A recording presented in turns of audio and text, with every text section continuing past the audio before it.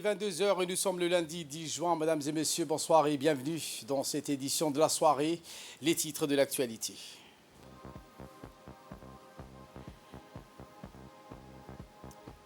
Journée d'information sur le droit de l'enfant au Parlement. C'était lors d'un atelier organisé en collaboration avec l'UNICEF. Et dans l'actualité nationale également, cette cérémonie de lancement de la future école internationale de la protection civile. Et dans l'actualité internationale, le ministre du cabinet de guerre démissionne du gouvernement du Premier ministre israélien Benjamin Netanyahou. Voilà pour le sommaire. Merci si vous nous rejoignez sur Télé Djibouti. Nous entamons cette édition avec cet atelier d'information destiné aux parlementaires et dans le cadre du mémorandum d'entente entre le Fonds des Nations Unies pour l'enfance, l'UNICEF, et le Parlement de notre pays. Présidence de M. Mohamed Dileta, président de l'Assemblée nationale, et ce en présence de la représentante de l'UNICEF à Djibouti, Mme Beat Dastel. Le président du Parlement a rappelé que notre pays a été l'un des premiers pays au monde à ratifier cette convention, la Convention des droits de l'enfant. C'était en décembre 1990, soit une année après son adoption par l'Assemblée générale des Nations unies. La représentante de l'UNICEF, Mme Dastel, a exprimé sa profonde satisfaction quant à l'organisation de cet atelier qui fait suite, selon elle, à la signature du mémorandum d'entente. Dans son discours, elle a exprimé sa profonde gratitude envers le président du Parlement pour son soutien constant. Elle a également mis en avant le rôle crucial de cet atelier dans le renforcement de la sensibilisation et de l'engagement des législateurs en faveur des droits de l'enfant.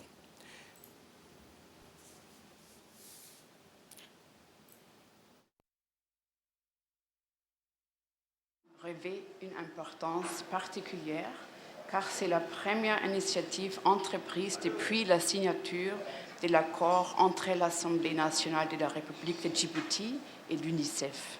Et on peut se féliciter pour ça. Un grand merci.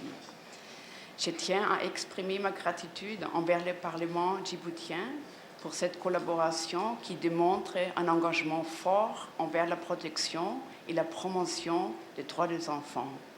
Cet accord est le fruit de notre volonté commune de faire des droits de l'enfant une priorité nationale et de veiller à ce que chaque enfant à Djibouti puisse grandir dans un environnement sûr, sain et propice à son épanouissement.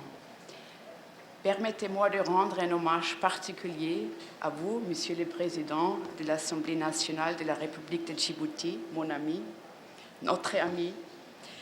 Monsieur le Président, votre leadership est clair et votre dévouement inébranlable à cause des enfants de Djibouti sont une source d'inspiration pour nous tous. Votre engagement à travailler avec l'UNICEF pour améliorer la vie des enfants de ce pays est un exemple remarquable, je peux dire, de la manière dont les dirigeants peuvent façonner un avenir meilleur pour les générations futures. Dans son allocution prononcée à l'occasion du lancement de cet atelier, le président de l'Assemblée nationale Dileta, Mohamed Dileta, a souligné l'importance capitale de cet atelier qui aborde le chantier prépondérant de l'enfance et de son cadre de protection juridique. Écoutons les propos du président de l'Assemblée nationale. C'est un sujet que nous savons traite autant du présent que de l'avenir de toute société. En préservant et en promouvant des conditions maximales pour l'éducation et l'épanouissement de la petite enfance, la jeunesse, n'est-ce pas, jeter les bases d'un futur prospère pour notre pays. C'est à ce titre que la République de Djibouti a été l'un des premiers pays au monde à ratifier la Convention des droits de l'enfant en décembre 1990, soit une année après son adoption par l'Assemblée générale des Nations unies. Pour notre nation, à l'instar du reste des États membres du traité, la ratification de la Convention des droits des enfants garantit aux enfants presque tous les droits dont il a besoin pour s'épanouir, vivre et grandir les bénéfices à une identité, au droit à la santé, à l'éducation de qualité et à un environnement sain. Cet inventaire, non exhaustif de la portée des différents droits contenus dans le CDE, démontre les domaines prioritaires dans lesquels le gouvernement a énormément investi, principalement des multiples structures telles que les écoles, les hôpitaux à travers tous les pays, y compris dans les zones les plus reculées. De plus, les autorités et les institutions de la République se sont consacrées à consolider les cadres de protection adéquats de l'enfant dans la loi et surtout devant la justice.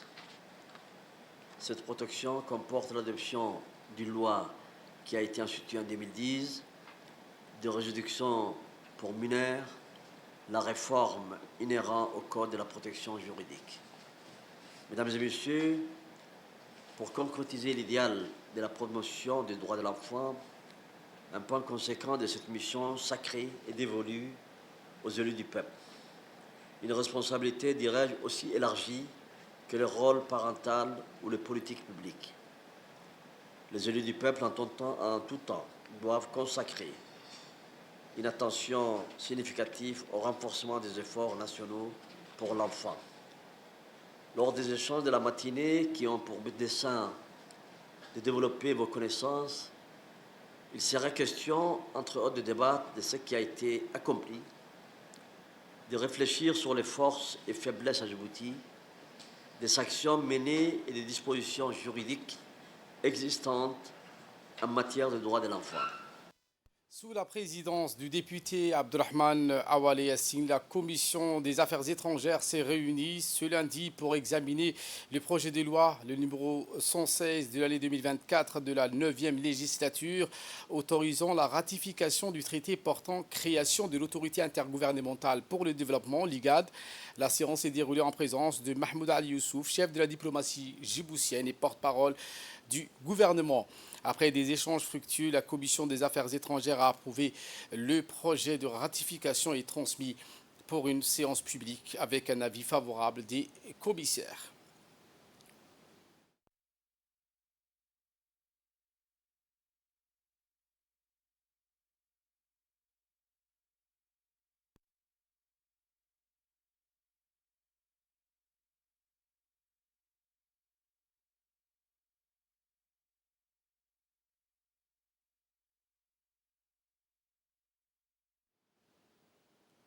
Autre projet de loi, le numéro 120 de l'année 2024 de la 9e législature portant ratification de l'accord de financement additionnel pour le projet de la gestion économique et développement des statistiques. Cette séance de travail conduite par Abdurrahman Awale Yassine, la commission des affaires étrangères élargie à la commission des finances, de l'économie générale et du plan. Le gouvernement a été représenté par M. Ilyes Moussa Dawale, ministre de l'économie et des finances, chargé de l'industrie, accompagné de ses proches collaborateurs. Après, à la suite des échanges, les commissaires ont approuvé la transmission en séance publique du projet de ratification de l'accord de financement. Le ministre de la Défense chargé des relations avec le Parlement, Hassan Omar Mohamed Burhan, a tenu une rencontre avec le directeur de la sécurité internationale du Royaume-Uni, M. Nick Gour. Cette réception a eu lieu à la réception de l'hôtel Hassan Bassouma Hassan dans le but de réaffirmer et de renforcer les relations de défense entre Djibouti et le Royaume-Uni. Le directeur de la sécurité internationale, M. Nigour, a exprimé la volonté du Royaume-Uni de consolider davantage ses relations, soulignant l'engagement ferme du pays à travailler en étroite collaboration avec la République de Djibouti. Les deux parties ont réaffirmé leur volonté d'approfondir les relations de défense entre la République de Djibouti et le Royaume-Uni en explorant des moyens de renforcer cette coopération dans divers domaines et ont partagé leurs perspectives sur la dynamique de la sécurité régionale. Enfin, M. Nick a exprimé sa gratitude envers le ministre de la Défense pour cette visite et a réaffirmé son admiration à l'égard de la République de Djibouti. Le ministre de l'Intérieur, Saïd Nouh Hassan, a reçu ce matin son cabinet le général des corps d'armée Régis Kolkombe, directeur de la coopération de sécurité et de défense. Il a été introduit auprès du ministre par le directeur de la protection civile, le colonel Mahmoud Moussa Mahmoud. Cet entretien a également vu la participation du directeur général de la police nationale, le colonel Abdelrahman Ali Kayin. L'occasion pour le général Régis Kolkombe, directeur de la coopération de sécurité et de défense, de faire part au ministre le but de sa visite. En effet, cette visite s'inscrit, a-t-il précisé, dans le cadre du lancement de l'école internationale de la protection civile qui sera donc installée en République de Djibouti. Une école qui a une vocation régionale et qui sera construite à Nagad, précisément donc l'académie de la police Idriss Farah Abani, et qui sera sous la direction de la protection civile. C'est la raison donc pour laquelle les deux chefs des corps de la sécurité étaient présents donc à cet événement.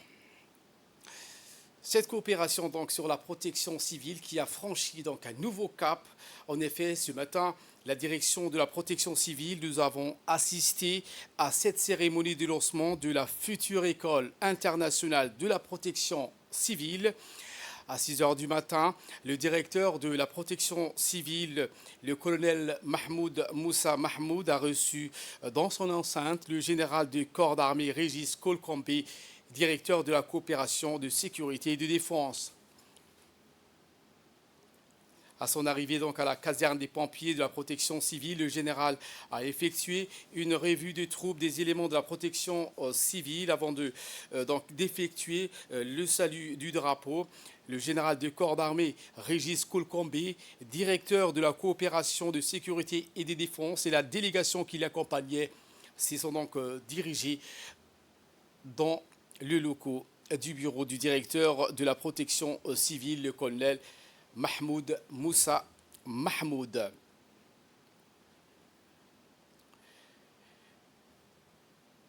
Eh bien, l'entretien a vu la présence du directeur général de la police nationale, le colonel Abdelrahman Ali Kayin, et les discussions portaient donc sur cette future académie de la protection qui verra le jour en République du Djibouti, une fois à l'école, qui a une vocation régionale, une école d'excellence où seront formés les éléments de la protection civile sur les techniques de sécurité et de sûreté.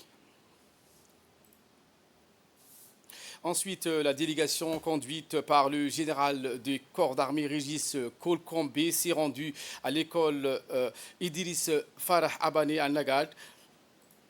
Il a été accueilli par le directeur général de la police nationale, le colonel Abdelrahman Ali Kayin, et a reçu de sa part donc les explications nécessaires sur les formations académiques que cette école dispense au profit des officiers des pays de la région sur les techniques de sécurité. Le général Kolkombe, directeur général de sécurité et de défense, a ensuite visité les terrains où seront construits la future École internationale de la protection civile. Monsieur Kolkombe s'est dit donc réjoui du choix de l'école à l'enceinte de Idriss Farah Abani, où verra le jour cette école d'excellence internationale sur la protection civile qui sera financée par le biais de la coopération française.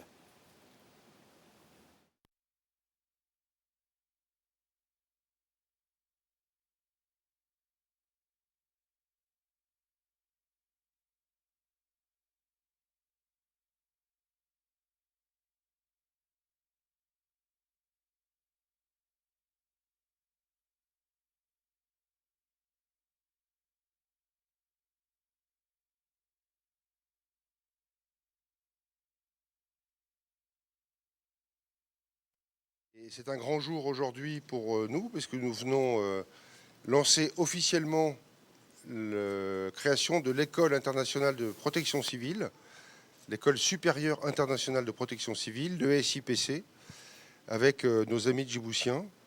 Et c'est un honneur, et je vous remercie, monsieur le directeur, et vous aussi, mon colonel, parce que cette école, il y a de nombreux pays qui sont venus demander la création d'une école. Et le choix de Djibouti s'est imposé grâce à l'excellence des structures, l'excellence du professionnalisme et l'excellence de l'amitié qui nous lie avec la République de Djibouti. Ce sera la deuxième école qui va se développer. Il y a une école qui fait de la protection judiciaire, qui s'appelle l'EI3PJ, vous connaissez sans doute, et qui a un rayonnement bien au-delà de la sous-région, puisque maintenant il y a des élèves tunisiens qui viennent se former également. Et donc nous avons là aussi un projet extrêmement prometteur et un très bel avenir pour une école qui va rayonner sur tout le continent africain. Le directeur général de la police nationale, le colonel Abdelrahman Ali Kaïn, s'est exprimé en ces termes.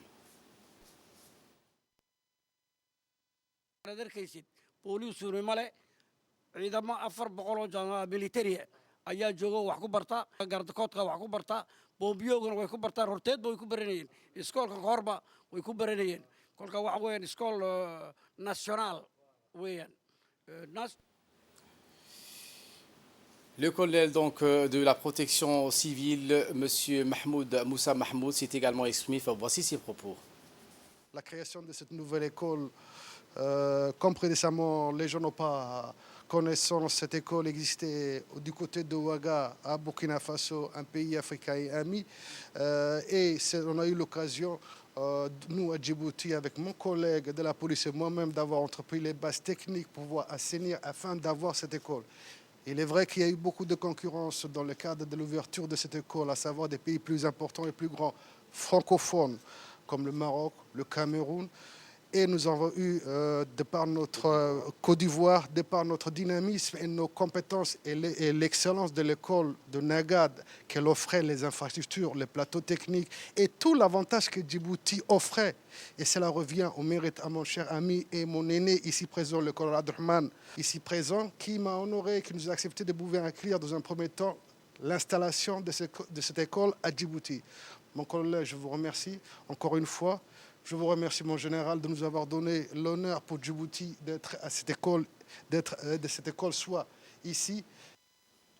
L'actualité de ce 22h, c'est aussi cette cérémonie de clôture de la Semaine internationale des archives qui a été célébrée aujourd'hui au Centre des archives nationales. Le thème, donc, cette année était l'archive et les technologies émergentes. Le département des archives nationales joue un rôle crucial dans la préservation et la gestion des archives de la nation, qui sont souvent des documents historiques et administratifs de grande importance. La clôture de cette semaine internationale des archives a vu la participation de la ministre de la Jeunesse et de la Culture, Dr Hibomoumin Assoui, le directeur général de cette agence, le directeur général de la météorologie, des archivistes, ainsi que des nombreux participants. La culture a visité les archives et collections numériques. Après, dans les salles de conférence, l'hymne national donc a retenti avant d'aborder le volet des séries de discours. Ces archives nationales constituent la mémoire collective de notre société, de notre peuple et de la nation. Ces archives nationales sont un enjeu majeur pour la nation. La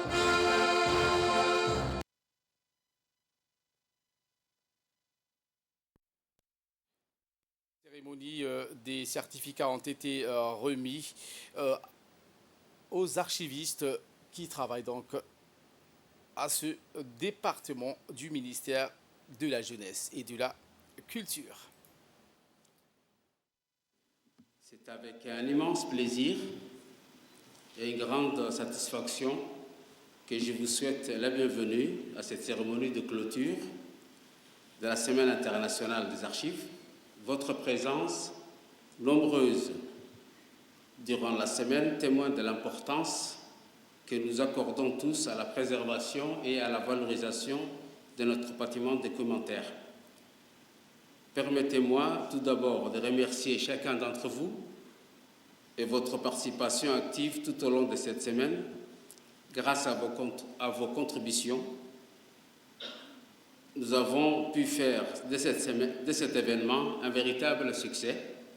Les échanges riches et les activités variées ont permis de mettre en lumière les enjeux cruciaux importants de notre métier et de renforcer notre communauté archivistique. Je tiens également à exprimer ma gratitude envers tous les organisateurs, les intervenants qui ont travaillé sans relâche pour que cette semaine soit à la hauteur de nos attentes.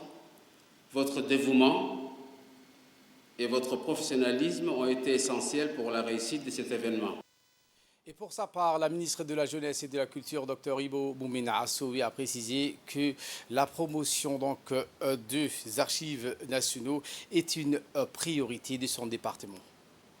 C'est vraiment un plaisir de vous retrouver dans cette belle maison qu'est la Bibliothèque et Archives nationales, une belle infrastructure dont nous sommes vraiment fiers, qu'enfin des activités, des conservations, des activités, des transmissions, des valorisations puissent y prendre racine. Et c'est en soi, la célébration de cette semaine, une avancée majeure. Les différents contributeurs pour que cette semaine puisse être riche en activités. Je vais laisser, je pense que vous avez suffisamment échangé sur les objectifs de cette semaine et je loue et je rends hommage à la diversité d'activités qui ont été déployées pour y parvenir et atteindre ces objectifs. Donc je viens de visiter la belle exposition où justement il n'y a pas seulement les documents écrits, mais il y a le document iconographique, il y a le document numérique,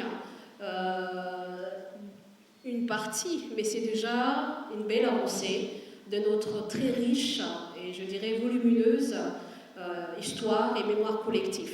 Donc je tenais vraiment à féliciter l'agence d'avoir d'abord mis un trait d'union entre tous les je dirais, départements ou bien différents services ou administrations des archives, parce que ici c'est la maison qui va recueillir les archives définitives, mais le gros travail va se faire dans les différentes administrations. Et donc le fait que vous soyez réunis aujourd'hui est vraiment un grand pas en avant. D'ailleurs, on exhorte régulièrement le directeur de l'agence et la chef de département des archives d'être en contact régulièrement, d'aller rendre visite à tout ce service d'archives, à toutes ces personnes chargées des archives et même à ceux qui disposent d'archives sans en être conscients. Je pense qu'aujourd'hui, notre pays régorge d'archives et qu'il est grand temps de les réunir afin de les conserver, de les répertorier, de les thématiser pour pouvoir les rendre accessibles à des programmes d'études. En ce qui concerne l'émission Chasse au trésor, après la compétition, les organisateurs et les participants se sont rassemblés pour une autre mission importante, le nettoyage de la plage. Sensibilisés à la nécessité de préserver l'environnement, ils ont collecté les déchets et veillé à ce que l'île Moucha reste belle et propre qu'il l'avait trouvée. Le secrétaire d'État chargé des sports, Hassan Mohamed Kamil, a activement participé à cette initiative, soulignant l'importance de la protection de l'écosystème local. Il est crucial de laisser cet endroit aussi propre, sinon plus propre que nous l'avons trouvé. La nature est notre trésor le plus précieux et nous devons la protéger, a-t-il affirmé. Cet événement, la chasse au trésor, a non seulement mis en lumière le talent et la créativité de nos jeunes, mais il a également offert une plateforme pour promouvoir le tourisme local. En choisissant l'île Moucha, les organisateurs ont voulu sensibiliser les participants à la beauté et à la préservation des sites naturels exceptionnels. Le général du corps d'armée, Zakaria Cheikh Ibrahim, chef d'état-major général des armées, a accueilli à la direction générale des relations internationales le général de division Yitayal Gelao, nouveau président du mécanisme de surveillance et de vérification des arrangements de sécurité, du cessez-le-feu et de la transition. Il était accompagné de son prédécesseur, le général de division Halou Gonfa. La rencontre marquait une première prise de contact entre les deux parties, au cours de laquelle Divers sujets d'intérêt commun ont été abordés. Le général de corps d'armée Zakaria Cheikh Ibrahim a tenu à féliciter chaleureusement le général de division Yitayal Gelaw pour sa nomination et a exprimé ses encouragements pour la mission à venir. Il a également remercié le général de division Hailou Gonfa pour le travail accompli durant sa mission et son dévouement à la cause de la paix. Au cours de la réunion, plusieurs points importants ont été discutés, notamment les défis actuels rencontrés par cette entité, particulièrement en ce qui concerne la réduction des effectifs due à un manque de financement, mais aussi la première élection législative du Soudan du Sud prévue en décembre de cette année. Salué comme une excellente nouvelle pour le peuple sud-soudanais, le chef d'état-major général des armées a également exprimé ses vœux pour le rétablissement de la paix au Soudan du Sud, réaffirmant l'engagement de notre pays en faveur de la stabilité et de la sécurité dans la région. Et voilà qui nous ramène de parler de cette caravane de festivités du 47e anniversaire de l'indépendance qui a illuminé la soirée d'hier, le centre de développement communautaire de Hadji Didi. Un événement emblématique qui a rassemblé la communauté de quartier 1 et 2 dans une célébration joyeuse de l'histoire et de l'identité nationale. Les festivités ont débuté avec une foule enthousiaste se rassemblant à l'intérieur du CDC impatient de participer à cette soirée mémorable. Les artistes locaux ont offert des performances composées des chants patriotiques, des danses folkloriques et danses urbaines, entraînant le public dans une participation joyeuse, marquant ainsi son engagement envers la célébration de notre indépendance. Une soirée qui n'a pas seulement été une célébration de la musique et de la danse, mais aussi une occasion de transmettre les témoignages poignants.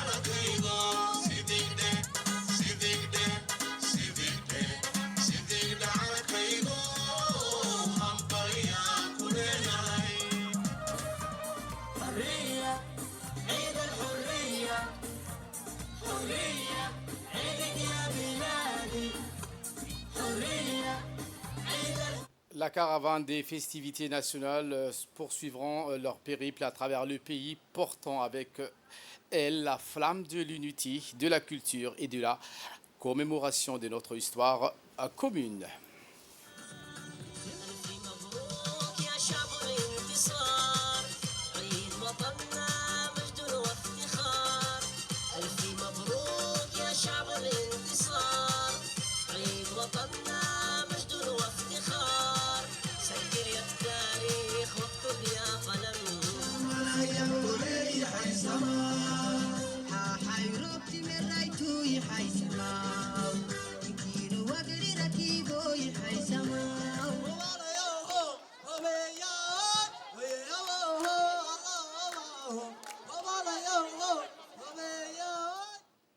L'actualité dans les régions de l'intérieur avec cette délégation du ministère de l'Environnement et du Développement durable qui s'est rendue à Dikil pour célébrer la journée mondiale de l'environnement dans la ville de l'Unité.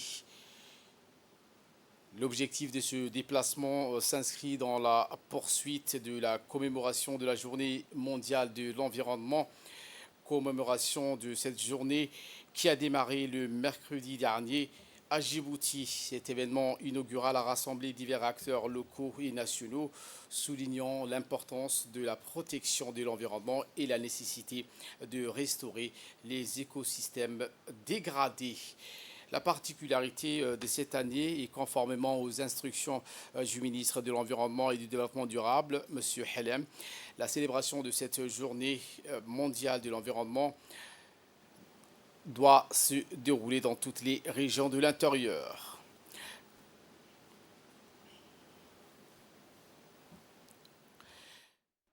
célébration en cette année 2024, la Journée mondiale de l'environnement a pour thème la restauration des terres, la désertification et la résistance à la sécheresse, avec comme slogan inspirant nos terres, notre avenir, nous sommes la génération restauration. Sujet centré sur la restauration et la préservation de nos écosystèmes et un changement de paradigme de nos coutumes.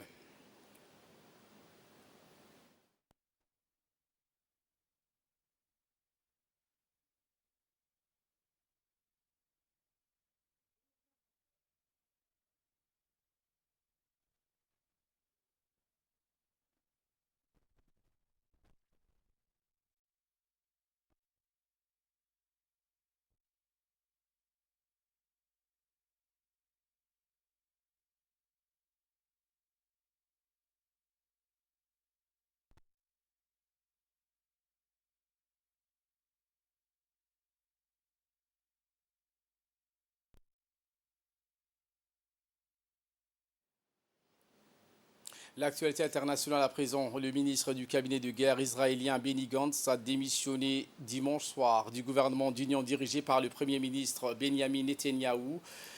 Lors d'une conférence de presse qu'il a tenue à Tel Aviv, il a appelé Netanyahou à organiser des élections anticipées dans le plus bref délai.